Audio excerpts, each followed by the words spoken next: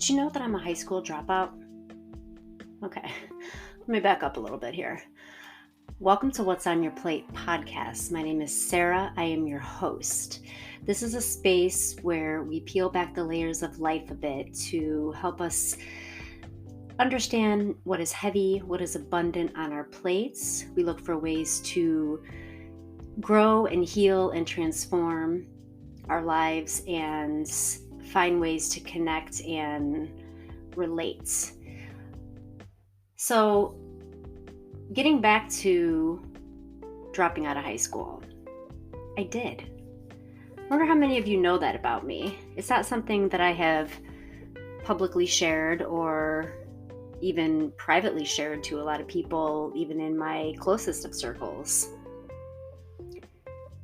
Part of the reason I created this space, What's on Your Plate podcast, was to, yes, share conversations of people that are doing amazing things, that have overcome amazing things, that are working on amazing things. But it's also a place to find your brave.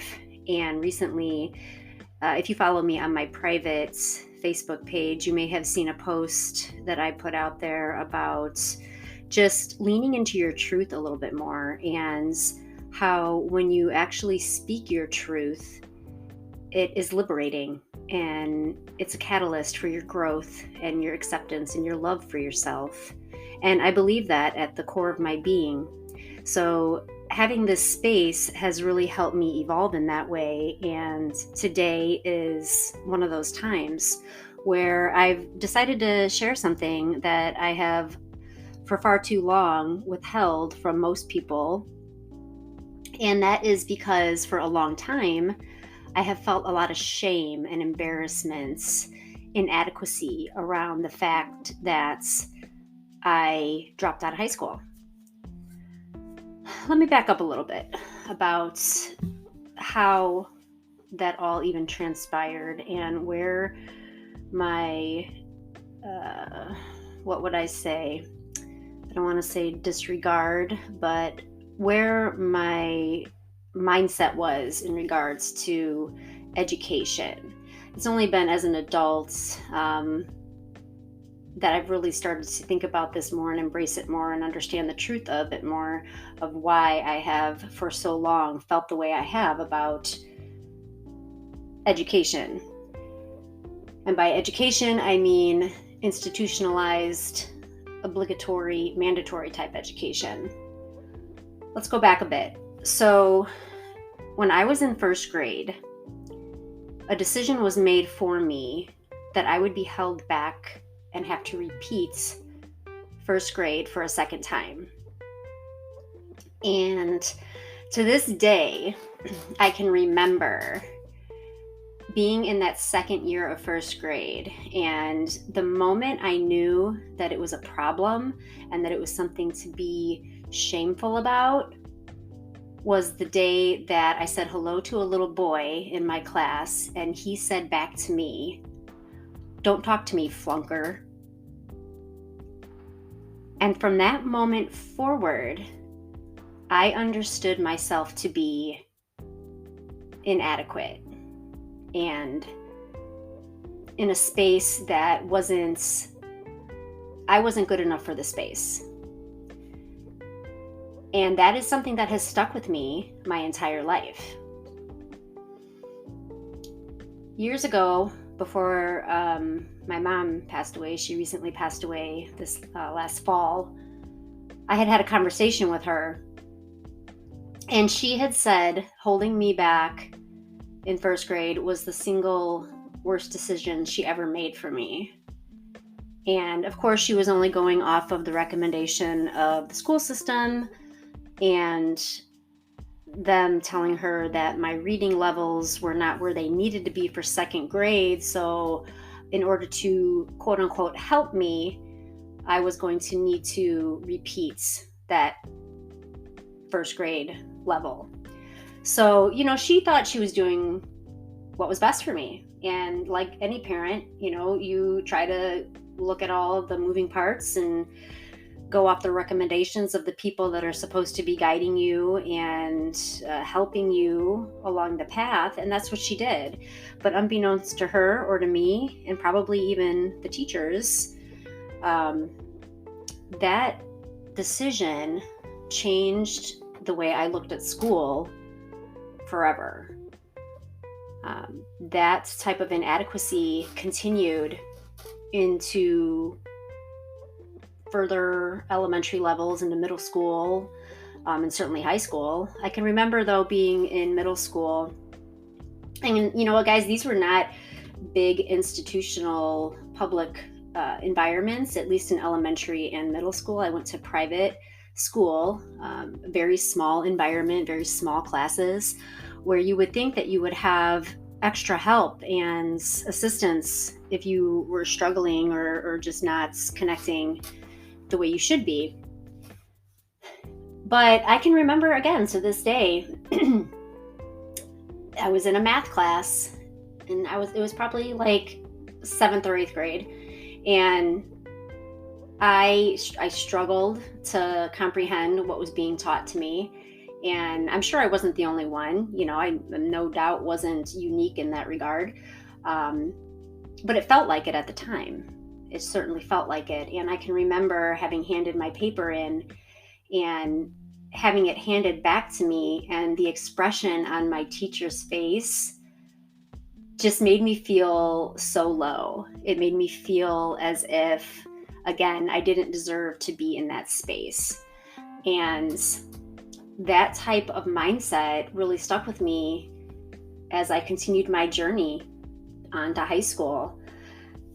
And then, I think the other part of this was there wasn't any accountability. There wasn't any type of guidance or influence outside of the walls of my school, even, that was telling me even that school was important, quite honestly. And I don't mean to take shots at my mom, who isn't even here to defend that thought of mine. But the truth is, she was absent a lot, whether it was because she was working, whether it was because she was under the influence. There wasn't a lot of accountability when I walked back into my home at the end of my school day. There was never a question of, do you have any homework, or do we need to research anything, or what were you given to work on? There was no discussions like that, and certainly no discussions about what I wanted to be when I grow up, or what I was thinking I wanted in regards to college opportunities or pursuing career interests. I mean, those conversations just didn't happen in my house. And I, again, don't really know why, but the truth is that I felt very much on my own in regards to school as a kid. So I, stumbled along through middle school and got through it, is probably the best way I can describe that. And high school just felt like something that was swallowing me, something that was just chewing me up and then spitting me out, quite honestly. Again, there was no real guidance.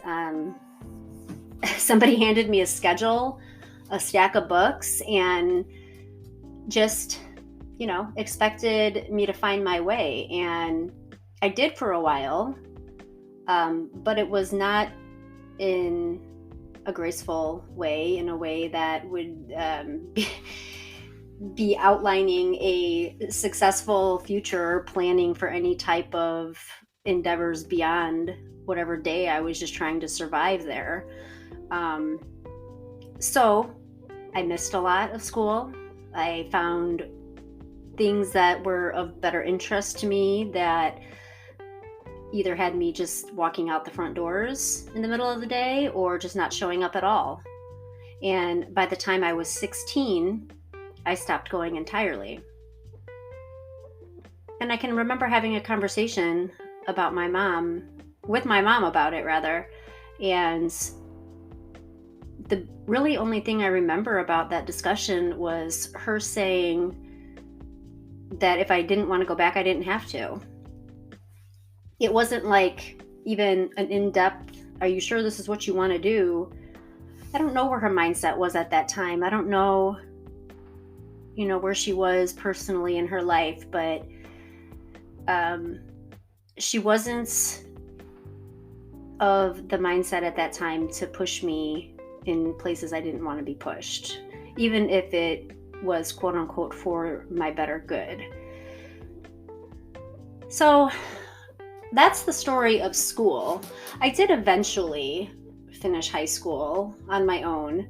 I did eventually acquire my high school diploma, but it took a long time before I felt that that was something of a priority for me. Once I left high school, I just basically worked full time because, I felt it more important to earn money than educate myself in any regard. I didn't know what I wanted to be. I didn't know what even real interests I had. It was just like I was moving through the motions of what the world told me I was supposed to do next with things. Getting a license, getting a car, moving out of my house. Things that society, I guess, expects of you is the motions I was rolling through without any real outlook beyond that. And, eventually it really started to affect where my life was going. I had been working in retail management for about 5 years after I had left high school. And even during that time, I did not complete my high school education. It just didn't seem necessary. Nobody was asking me for it. Nobody was holding me accountable. It wasn't until I knew that I wanted to do something different work-wise and found myself in the dental field that there was a big urgency to pay better attention to what was listed on a piece of paper as accomplishments or things that I had achieved. And I felt a desperate need to hurry up and complete that, which I did. And I think the whole experience of that, the whole way that I went about acquiring what is normal education motions for most people really dampened my spirit in regards to any type of higher education. It took me a long time to even, I guess, find value in a lot of education because I felt abandoned in education for so long. I felt like it wasn't a place that was for me. It wasn't a place where I was welcomed or supported. So it wasn't a place I ever pursued to go back to. But, eventually the time came where I just knew that I was meant for more. And I knew that I was not feeling challenged. And eventually I did take some college classes. And even in that space as an adult, even with more logic in my mind, I felt incredibly intimidated to be amongst my peers who were, they're trying to learn the same things I was. I can remember sitting in a chemistry class with a friend. Kelly, if you're listening, you know who you are. Maybe you remember these words that you said to me. The professor that was instructing us just was very matter of fact. And again, I felt incredibly out of place to the point where I was brought to tears at a certain point. And my friend just basically turned to me and said something I'll never forget. And that was, don't let her intimidate you. And I don't know why that stuck with me so much, but it has. And it gave me a little bit of permission to just stay and not leave. And I ended up actually doing really well in the chemistry classes that I took at the college level. I didn't pursue anything further than that. And I don't have an explanation for that either, just that it didn't feel good to me. And honestly, I'm okay with that. I've achieved a lot in life without having to have a degree or some type of, official authority on a matter. And I'm at a point in my life where I do pursue more education on a regular basis, but it wasn't until my late 30s that I started doing that and really understanding the value of pursuing things that I wanted to learn and educating myself and being part of organized courses that I had passion with, not just things that other people were telling me I needed to learn in order to be able to say I was capable and competent enough to show up and do a certain type of work. And I don't know if that makes sense to you or not. And I'm not devaluing education. There's a lot of things that organized, structured, formal education is good for. But what it's not good for is the mindset that you are worthy regardless of whatever it is that you're listing on a resume or whatever accomplishments you are putting in your biography.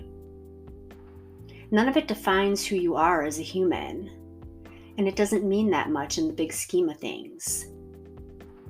I'm certainly not encouraging anybody to drop out of school or not take things seriously. But from my own experience, the things that I've achieved, the things that I've done well, never required me to achieve the things that I was failing at, I suppose, is a good way to say it. Sometimes I allow myself to go into the space of questioning the things that maybe I would have done had I been supported and encouraged in my education journey as a kid or a young adult.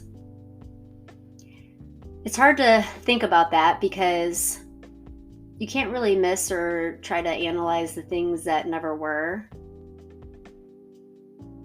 But I think, like any human, we do often ask the, what ifs in life. And I think that's okay.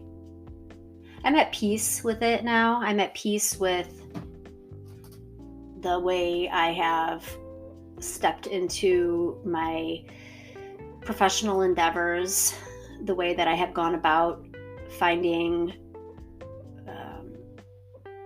success, if that's what we're calling it, in the different areas of life that I've worked in. It's true that I did not go to an organized dental assisting program, but I did work my ass off and obtain all the same credentials that I would have earned had I attended a program that just gave me a permission to go ahead and go get them. And it's true that I never went to a formal institutional culinary or pastry school. But it's also true that people come to me all the time on how to make plant-based eating sustainable, and will you please create a beautiful cake for my next celebration? And it's true that I have no degree in physical education or exercise science or any of the other degrees that perhaps might support being a running coach. But even though it's been years since I've actively coached other people to run, I still receive messages quite often of people seeking my advice on how they can further themselves and how they can achieve their running goals. Podcasting's no different. I have no history in any type of anything that would, quote unquote, give me permission to take up space here. But as I've grown older, I don't care. I don't care if somebody thinks I should be here or not.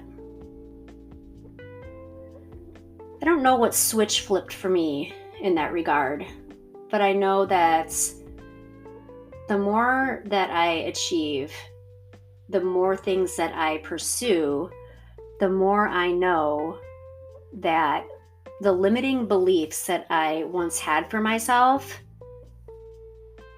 are completely inaccurate, and that somebody else's definition of how I should go about pursuing an interest or achieving a goal might not be the same way that resonates with me. It might not be the same way I go about it, and that's perfectly fine. I hope that you are looking at things in your own life in a similar way. And, I'll say it's taken me a long time to accept my truth about the way my formalized education went or didn't go, I guess I could say.